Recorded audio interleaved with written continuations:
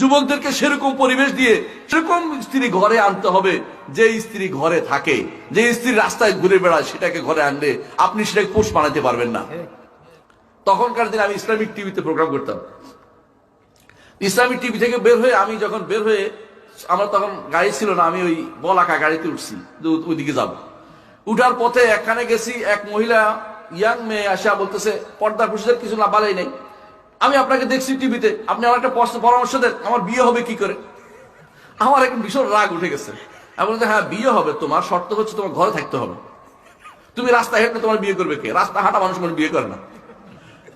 এরপর আমি নেমে গেছি, আমার খুব রাগ উঠছে, কিন্তু আসলে আমার মনে হয়েছে প্রশ্নের উত্তরটা কেউ খারাপ দেয় নাই। কারণ হচ্ছে এরা যদি কোনো এইভাবে ঘুরে বেড়ায়, তো আসলে এদেরকে মানুষ ভোগ করতে নিয়ে যায়, বিয়ে করতে নিয়ে যায় না।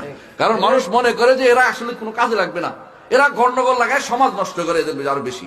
এই জন্য ফ্যামিলি, যদি আপনি ফ্যামিলি দেখেন, সুন্দর ফ্যামিলি, সাহাবা ইকরাম, তাবেঈন, আইম্মা মুজতাহিদিন, তারা কিরকম ছিল। মেয়েরা ঘরে থাকবে, তাদের বিশাল দায়িত্ব, বিশাল দায়িত্ব। সেই দায়িত্ব যদি বুঝতো, একজন মা তার সন্তানকে বড় করে তোলা, বাইরের সমস্ত সম্পদ এনে ঘরে খরচ করা, তিনি খরচ করবেন কি করবেন, এটা কিন্তু বিশাল দায়িত্ব। এটা যদি কেউ বুঝতো, তাহলে সন্তানরা আজ নষ্ট হতো না।